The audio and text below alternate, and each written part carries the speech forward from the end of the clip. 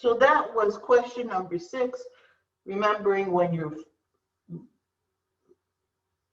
squaring, when you're multi a binomial, it means you're multiplying the binomial by itself and you must use FOIL.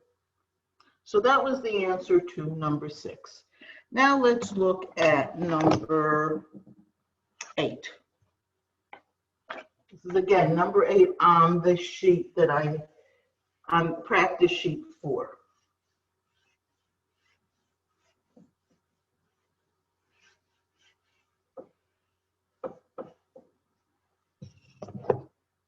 It says multiply x minus 4 times x plus 4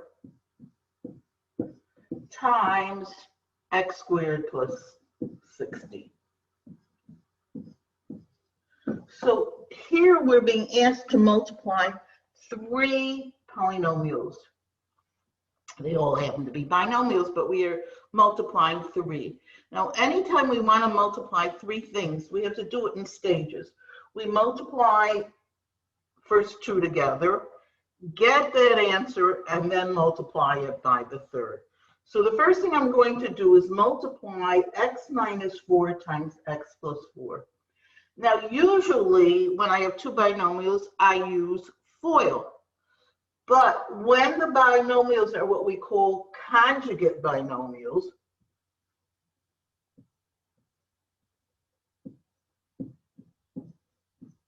which means that the binomials look identical, except one has a minus and one has a plus, which is the case with these 2 first binomials that we're multiplying. We don't have to do the whole FOIL, because for sure the outer and the inner terms are going to cancel each other out. So I can just do this multiplication. Again, it's saving me time by just multiplying the 2 first terms together and the 2 last terms together. Again, I can do it because they are conjugate binomials. So multiplying the x times the x, that'll give me x squared. And multiplying the negative 4 times the positive 4 will give me negative 16. Again, if you had done FOIL, you would have gotten this exact answer. This is just a quick, whenever I'll find quick ways of doing things, I'll let you know, because saving time, especially when you're going to be doing a final that's 40 questions, you want to be able to do things as quickly and as accurately as you possibly can. Well, now multiplying the result I got from multiplying x minus 4 and x plus 4, which is the x squared minus 16, times the x squared plus 60, and lo and behold, I see that these are also conjugate binomials, because they look exactly the same, except one has a minus and one has a plus. So again, I can avoid the whole FOIL. I can just multiply first together, x squared times x squared, which will give you x fourth. And last together, negative 16 times positive 16, which I don't know by myself, so I'm going to do it on my calculator. 16 times 16 is 256. So the final answer to question number 8 is x to the 4th minus 256. Remember, when you multiply x squared times x squared, you're adding their exponents, and that's how we got the x to the 4th. Is there any questions so far on any that I've done? Okay, so then let's look at example number 10. Okay.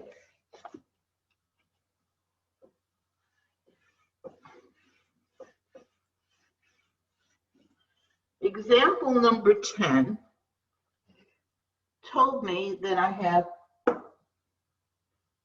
2y plus 4 times 3y squared minus 4y plus 5.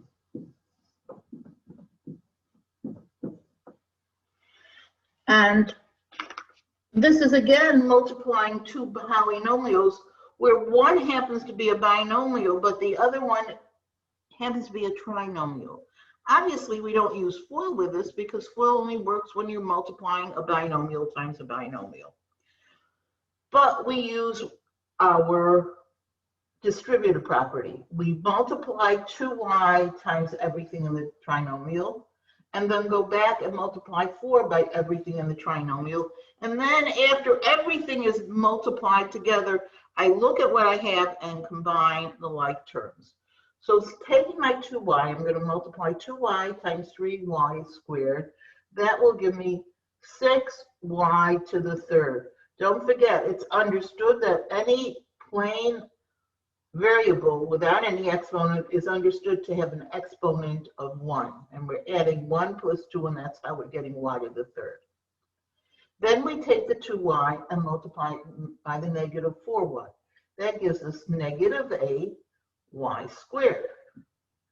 And then we take the 2y and multiply by the 5, and that gives us 10y. There's only one y that's there, so we just bring it down. We've multiplied everything over here in this trinomial by 2y. We now take the 4. 4 times 3y squared is 12y squared. 4 times negative 4y is negative 16y. And finally, 4 times 4 is 20. So I ended up doing a total of 6 multiplications, but let's see if we have any like terms. So the first thing I have is a 6y cubed, and there are no other y's to the third, so I just bring that down. Then I have a negative 8y squared and a positive 12y squared. Those are like terms. Negative 8 plus 12 is positive 4, so I get positive 4y squared. Now I have a 10y. The only other term that has just plain y is this negative 16y. 10 and negative 16 is negative 6, so we get negative 6y, and I just bring down the plus 20.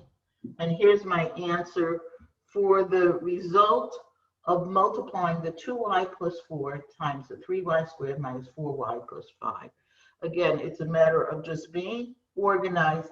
Take your first term, multiply everything by it. Take your second term, multiply by everything. If this would have been a trinomial, I would have done the third thing. As many terms as I have in my first parentheses, I multiply by each one of those. All right, is there any question about this? Okay, so now let's look at example number 13. I'm taking example number 13.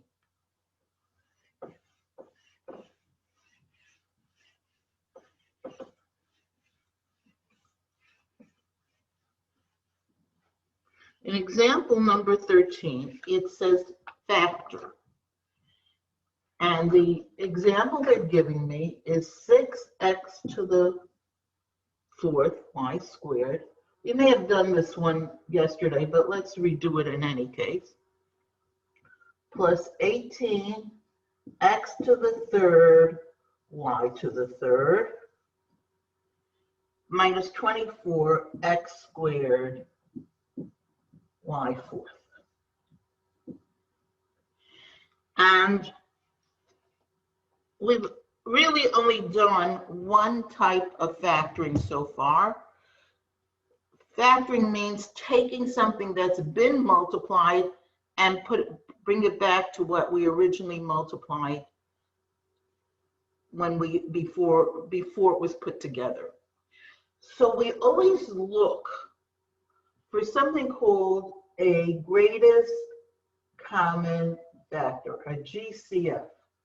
That's our first step in factoring any sort of factoring. It's our first step.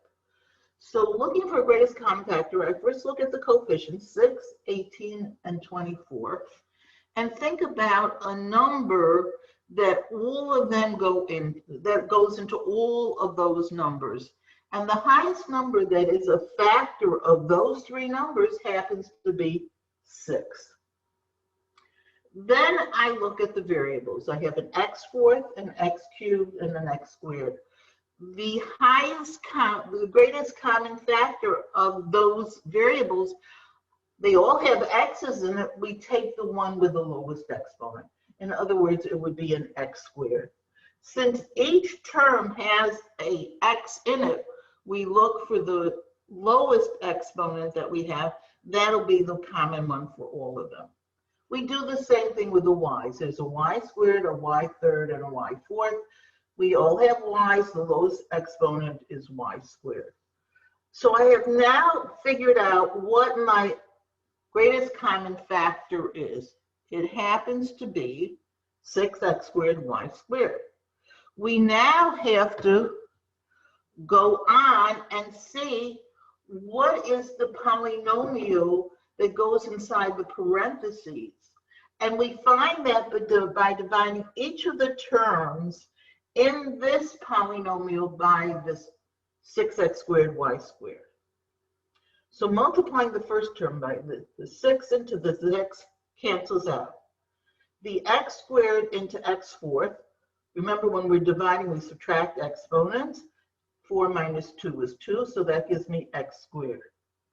The y squared into the y squared cancels out.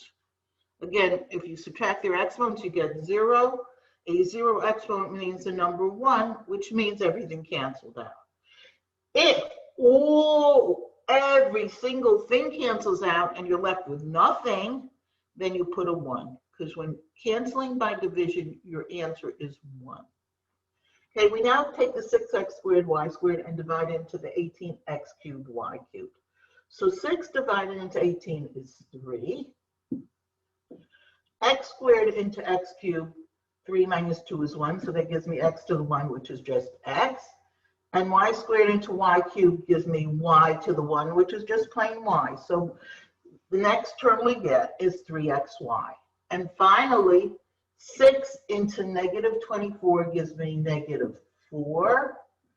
X squared into x squared cancels out. Y squared into y fourth gives me y squared. So my answer to this, we're not talking about if we could factor this trinomial further. That's something we're going to be going on with later today. We just wanted to, after we factored out the greatest common factor, this is what we get. Now, something that I didn't mention before, but that is important to note. Let me just erase this.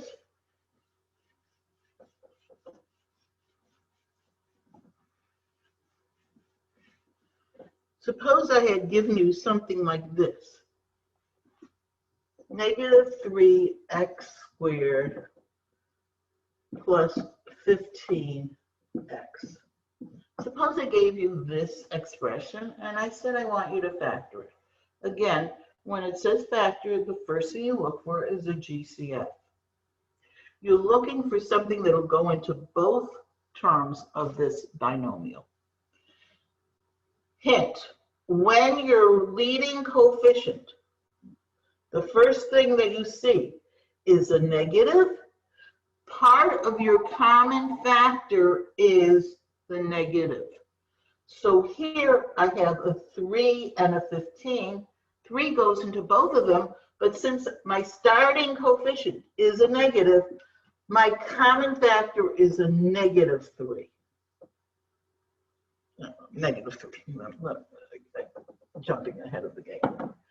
In terms of the variables, x squared and x, obviously the common factor is x. So the common factor in this expression is negative 3x. Okay, dividing negative 3 into negative 3, it cancels out. X squared, x into x squared gives me x. Then I divide negative 3 into positive 15, that gives me negative 5.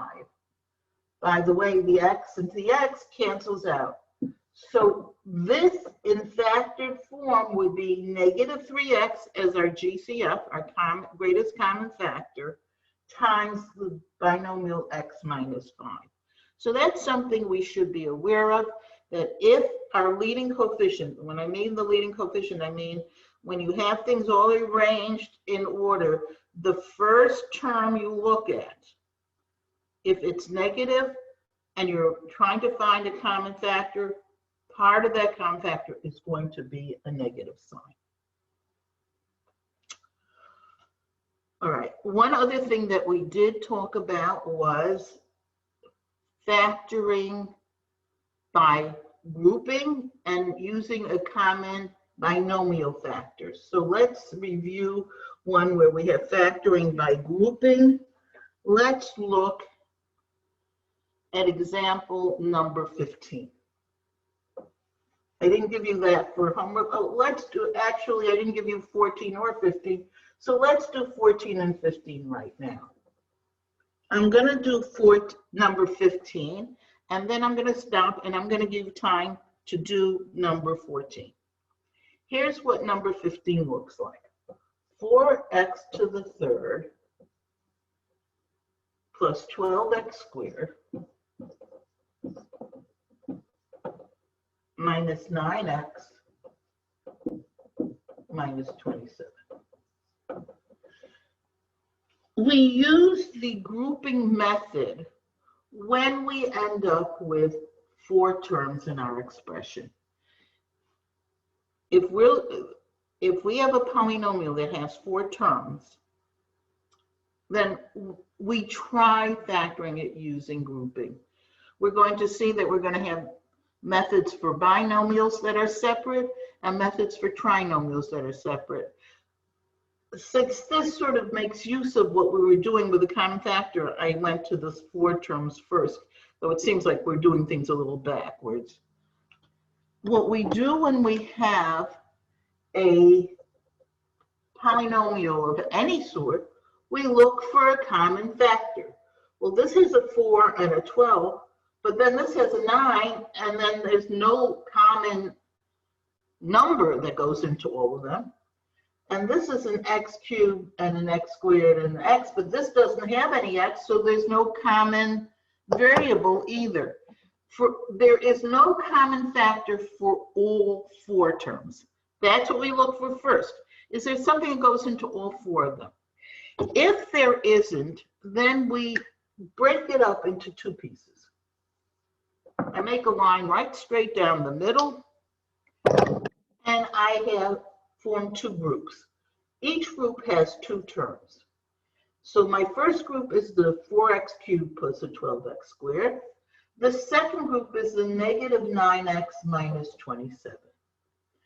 And looking at each group separately, find a common factor in that group. Well, here between the 4 and the 12, obviously 4 is a common factor. And between x cubed and x squared, the lower x one is x squared, 4x squared is my common factor of this first group. And when I factor it out, I'm going to get 4x squared into 4x cubed, giving me x. And 4x squared into 12x squared, 4 into 12 is 3, and the x squareds cancel out. So my first group of 2 terms, I get 4x squared times x plus 3. I then go to my second group, the negative 9x and the negative 27. Minus 9x, I first look for a number.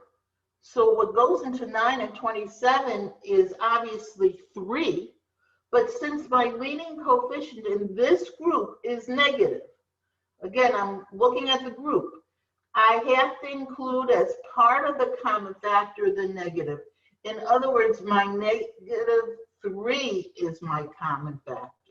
So always look at this number when you're doing this grouping.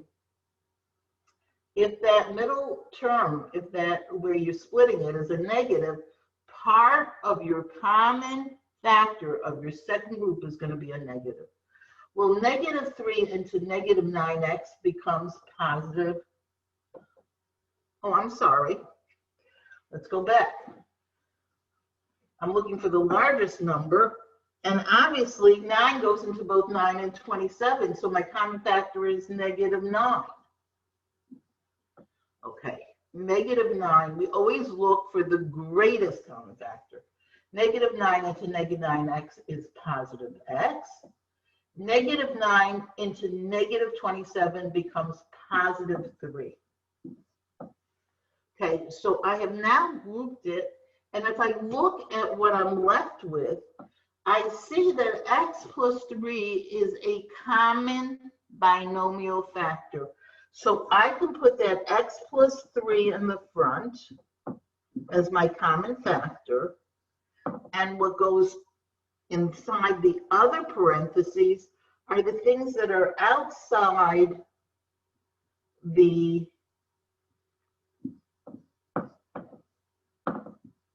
parentheses, which is 4x squared minus 9.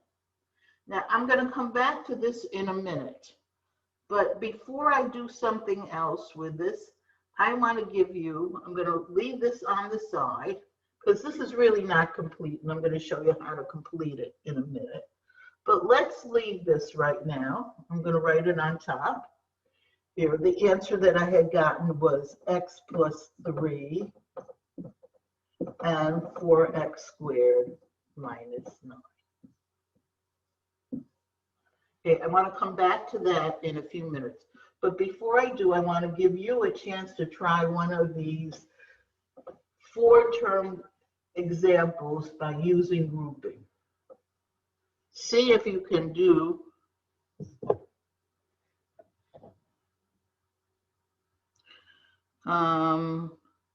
Jefferson Lane. Why did you start screen sharing?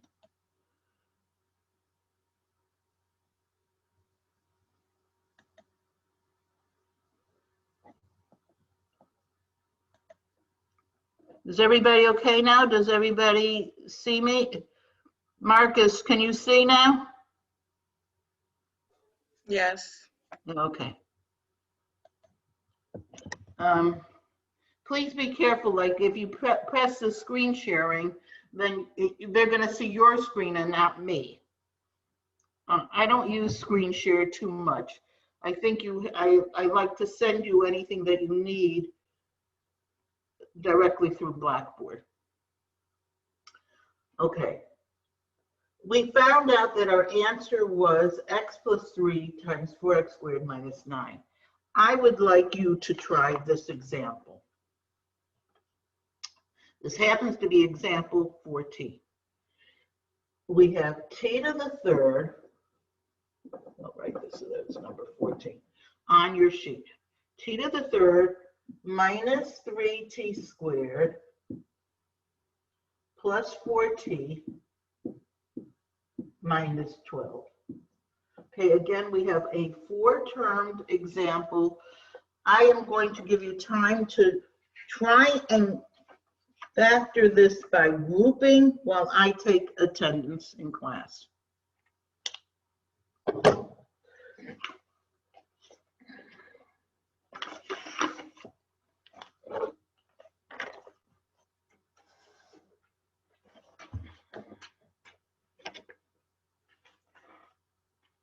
Ray Adams.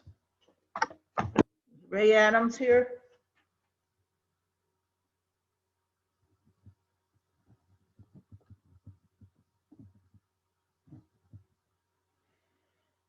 Luki Aguero.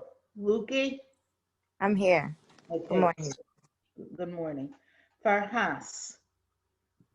Hi, I'm here. Hi, good morning. Justin Brewster. Justin?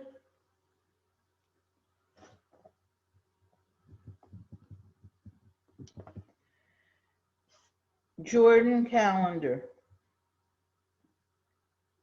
Jordan?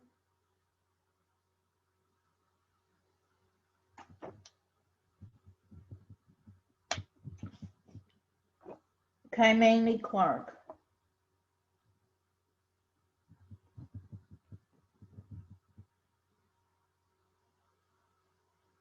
Kaimani?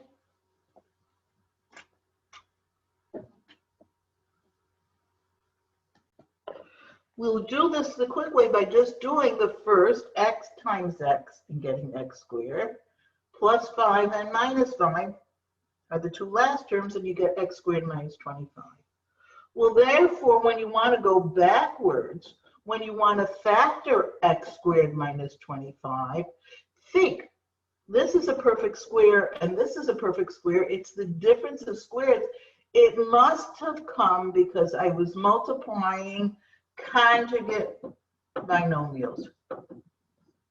And I can figure out what those conjugate binomials are very easily by taking the square root of the first term and the square root of the second term, in one parentheses putting a plus and one putting a minus.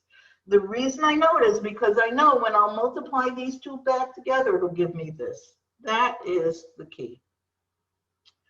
So when we have binomials and we want to factor it, there's only two possible ways to go.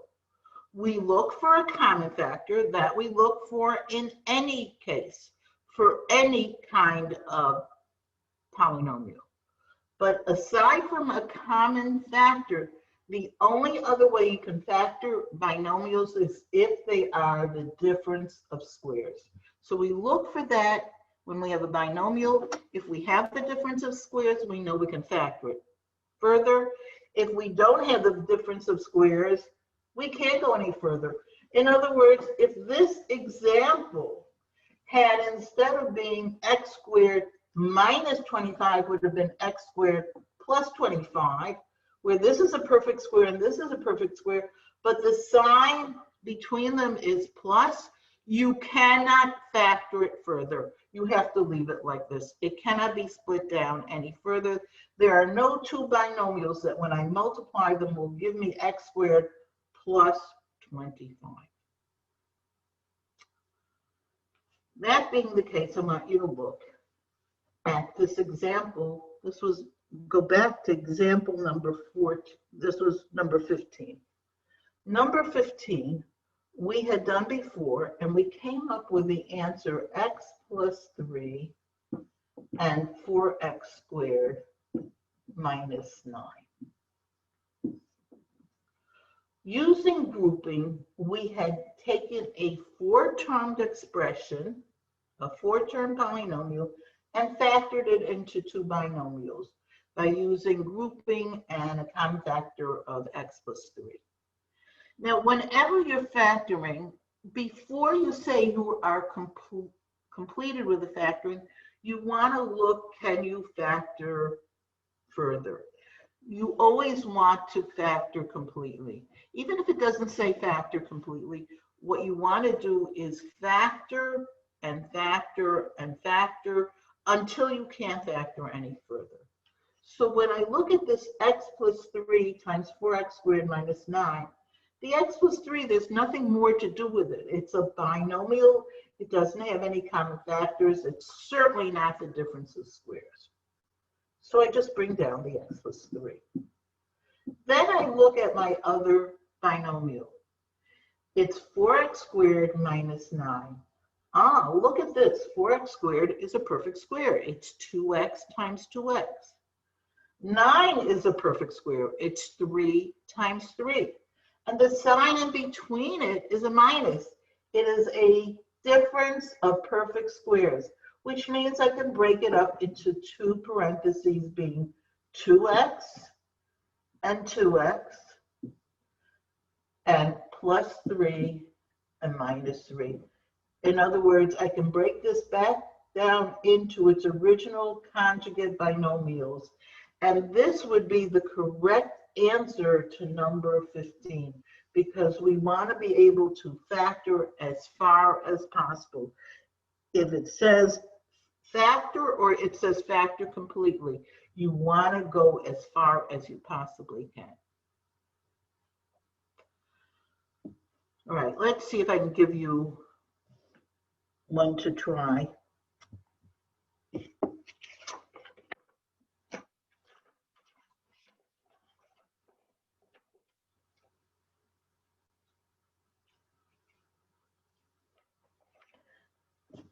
I'd like you to do this example.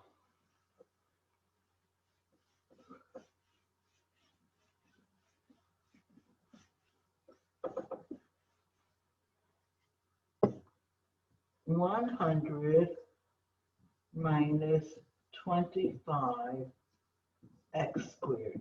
I want you to factor this completely. I'm going to give you a couple of minutes to try that.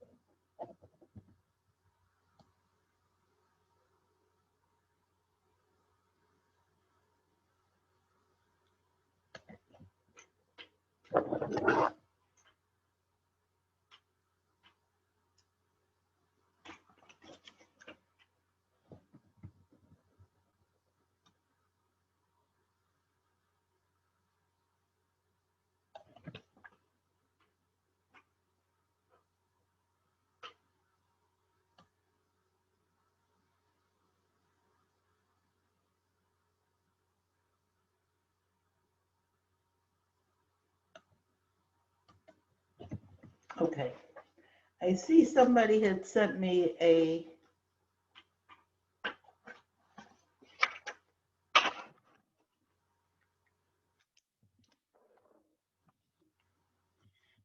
answer on the chat, but I want to look at this a little further.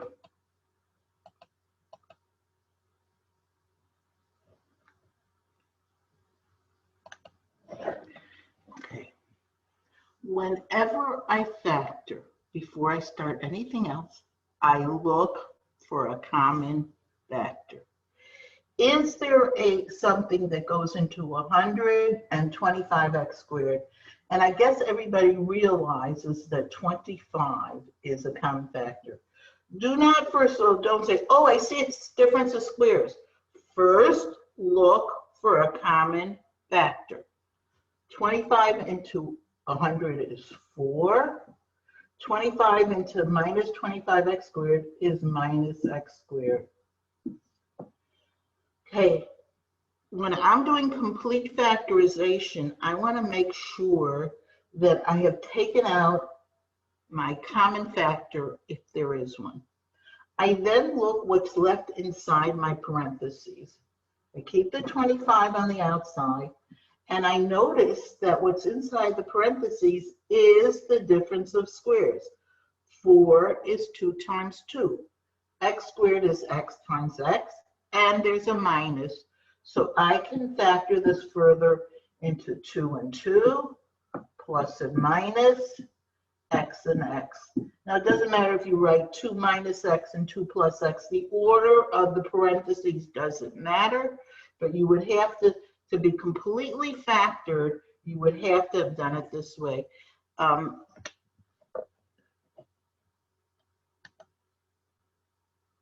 Carmelita, what you did was okay, but it was not complete factorization.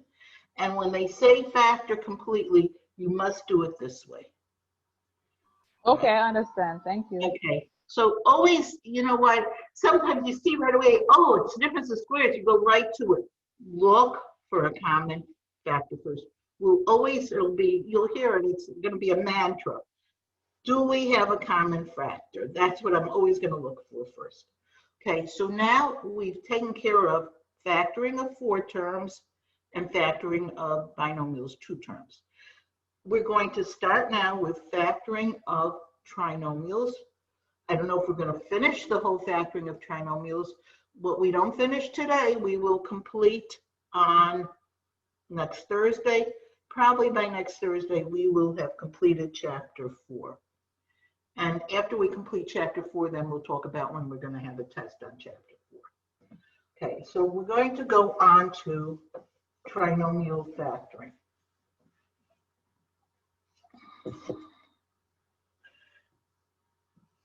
Now, some of these can be done in numerous ways.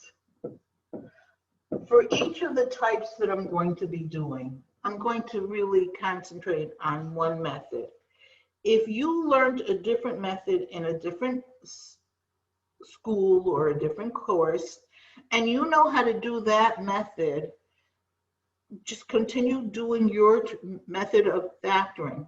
If you're getting the right answer, just keep using it. Again, I'm doing it as if you've never seen this before, and I'm starting from scratch. So let's start with a trinomial that looks like this. X squared plus 7x plus 12. I'm going to talk about how to factor, how to break this up into 2 factors. And in order to do that, I'm going to show you, I'm going to do a different example with multiplication that's going to help us get to the factoring in this case. Let's look at multiplying something like this. X minus 2 times x minus 4. Okay? This is the problem we're doing now. We're not factoring, we're now multiplying. Remember, those are opposite operations. Multiplying means putting them together. Factoring them means to go back and take them apart. Now we know, excuse me, when we're multiplying 2 binomials, what do? We use FOIL. We multiply the x times the x, that gives me the x squared.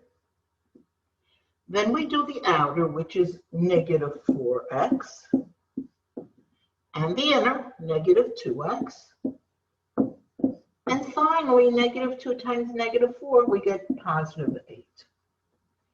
And I notice that these 2 terms, mostly when I have 2 binomials, when I multiply them, the 2 middle terms are like terms, and I could rewrite this as x squared, negative 4x and negative 2x is negative 6x plus 8. And therefore, when we have a trinomial, we usually get it from having multiplied 2 binomials. Now, how do we go back from this x squared minus 6x plus 8 to the x minus 2 and the x minus 4? Let's see if we could figure out a method. Obviously, the x squared in the answer came from multiplying x and x. Let me put it right next to each other.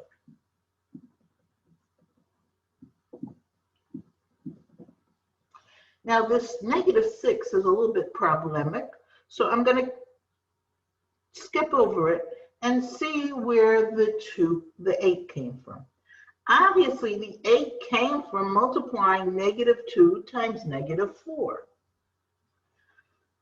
But how do I know if I have positive 8 that I came from multiplying negative 2 and negative 4? Maybe it was positive 2 and positive 4. Or maybe it was 8 and 1. I know that something, when I multiply it by 2 things that I multiply them, it's going to give me 8. But how do I know what numbers? Let's write down the possibilities. the possibilities were either 1 times 8 or 2 times 4. And the possibilities were they could both be pluses or they could both be minuses. Because to get a positive answer, you need 2 signs that are the same. So there are 2 things that we have to deal with here. We have to deal with the numbers and we have to deal with the signs. Signs are really easy to deal with. To decide which sign to use, I go to the middle term. The middle term is negative. The only way I could have gotten a negative is if I had 2 negatives. Because if I had 2 positives, everything would have been positive. So, since your last term is positive, both signs are going to be the same. Your middle term is negative. It must have been that both terms in your parentheses were negative. What about the 8?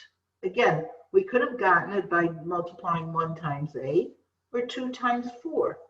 But if my middle term is the negative 6, which came from adding a negative 4 and a negative 2. If I add the 2 and the 4, that gave me the 6.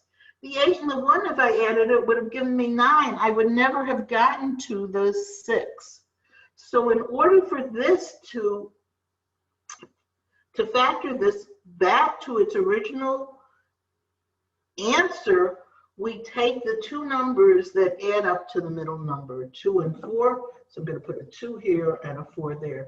Again, it doesn't matter if I would have put the 4 here and the 2 here. The order of the parentheses is immaterial. But this gave us an answer as to how to approach this. We take our first term, which is just x squared. We're now dealing only with examples that start with a plain x squared, not any number in front of the x squared. So we take our x squared and we break it up into x and x. We then look at the signs.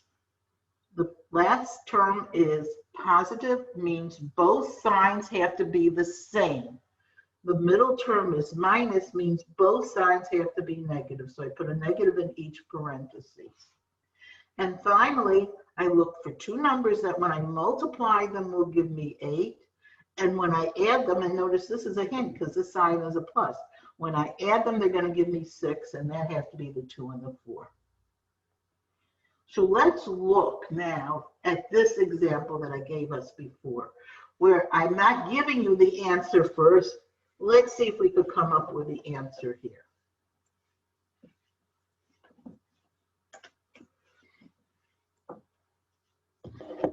Again, it's a trinomial. It's starting with an x squared. I'm going to break it up. There's no common factor, nothing that goes in all 3 of them. So I'm here my 2 parentheses. I'm going to try and get my 2 binomials. Remember, it's not always possible to factor a trinomial. We try. Okay.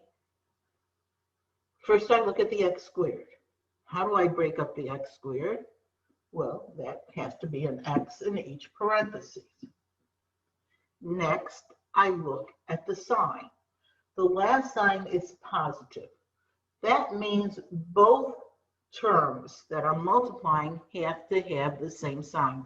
They either both have to be positive or they both have to be negative, because when we multiply numbers, the only time we get a positive answer if the signs are the same. So I look at the middle. The middle is positive. It must have been that both signs are positive. So now we want to work on the numbers. So I look at the numbers. I'm looking for numbers that multiply to 12. Well, it could be 1 times 12.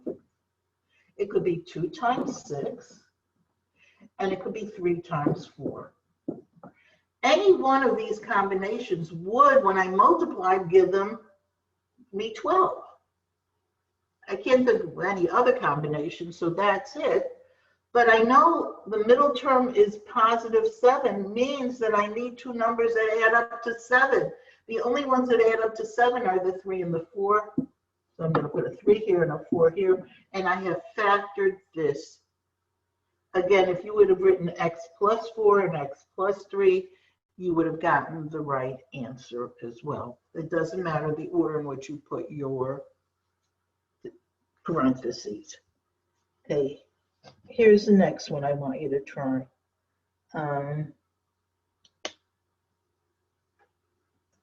Okay, this one's for you to try.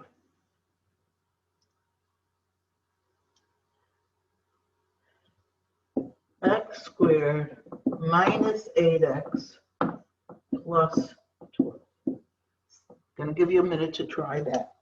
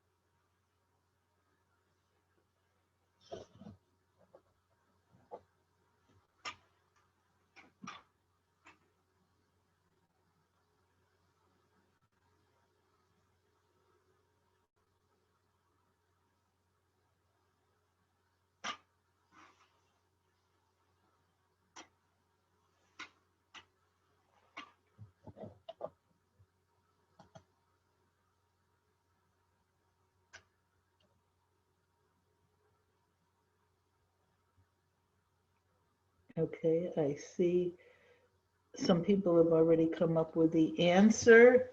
So let's see if we could work it out together. Again, we have a trinomial. There's nothing, no common factor, even though in the 8 and 12, we could both divide them by 2, even by 4. There's nothing, it doesn't go into the x squared. A common factor has to go into every single one of the terms. So then we try and factor it as a trinomial. We break up the x squared into x and x. And again, my last term is positive, means either both are positive or both are negative. But since the middle term is negative, it must mean that both signs are negative. Now we look at our numbers. We're looking for numbers that multiply to 12. So it could be 1 times 12, 2 times 6, and 3 times 4. It's the same numbers that we had before because it's the same 12. But since this is positive, we want them to add up to 8. So that must mean that the numbers I'm talking about are 2 and 6.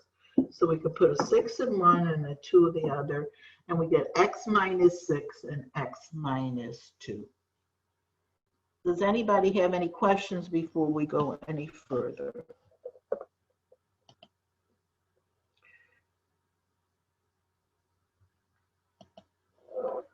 Okay.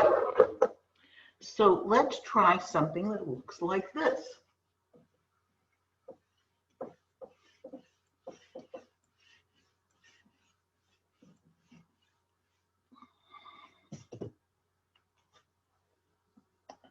Suppose I gave you x squared minus 6x minus 60.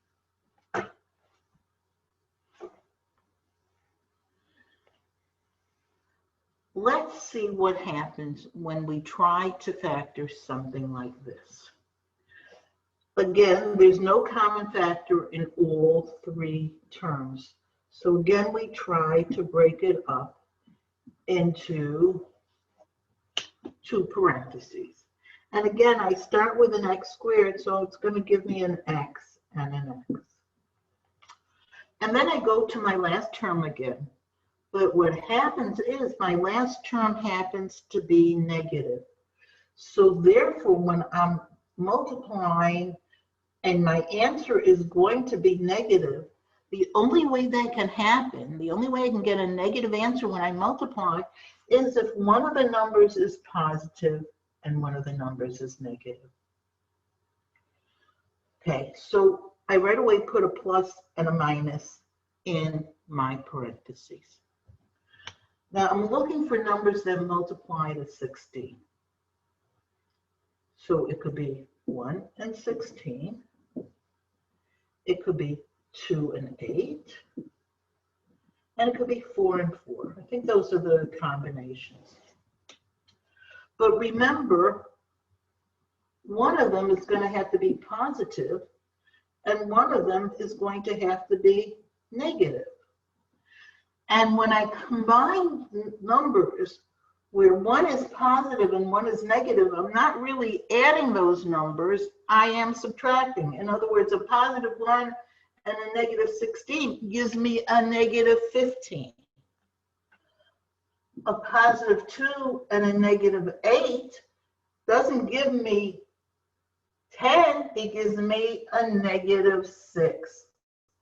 Ah, that's what I wanted to do. I wanted to get negative 6 when I combine them. So now, since my last term is negative, I'm not looking for numbers that add to 6. I'm looking for numbers that when I subtract them give me 6. Not only that, since this is a negative 6, I know that the larger number has to be negative, because when we combine numbers that have different signs, we always take the one with the larger, we always take the sign of the larger number. Since this number is negative, it must have been my larger number was negative and the other number was the positive. So let's go through, this is a little bit more complex. Let's go through the steps again. In order to find when your last term is negative, what you're looking for are two numbers that multiply to this last number, but subtract, and this will be a hint, because this sign is now a minus, so they have to subtract the 6. Obviously, that's the 2 and the 8. But where it makes a difference where I put the 2 and the 8, because the 2, if I put the 2 with a minus, I'd have a plus 8 and minus 2. That's not the same solution. So I have to be careful, not only what numbers I pick, but that I pick them with the right sign. Well, I look at the sign in the middle, and if it's minus, I put the largest number with a minus. If this would have been a plus, I would have put the larger number with a plus. I'm going to do another one that's similar before I give you one to try.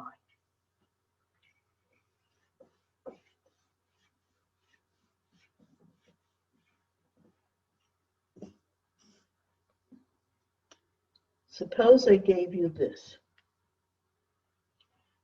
X squared plus 2x minus 15. Okay, let's go through the steps again. There is no common factor, so again, it's trinomial. You're starting with an x squared, so we're going to put an x and an x. Again, my last term is negative, means one sign has to be positive and one has to be negative in order for multiplication to be negative. And now I'm looking for numbers that multiply to 15, but when I subtract them, give me 2. Now, when I multiply to 15, I get it's either 1 times 15 or 3 times 5. And obviously, the ones that have the difference of 2 are the 3 and the 5. Now, where do I put the 3 and where do I put the 5? Remember, the larger number has to go with the middle sign. The middle sign is positive. The larger number, the 5, has to go with a plus. And that means the 3 goes with a minus. And your answer becomes x plus 5 and x minus 3. You could have also written x minus 3 and x plus 5. It doesn't matter the order of the parentheses. But do not write x minus 5 and x plus 3. Again, the larger number always goes with the sign of the middle term. Are you ready to try on your own? Okay, let's give you some to try on your own. I'm going to give you 2 different problems to do. Suppose I give you this one. Here's number 1. x squared minus x minus 30. And my second one is going to be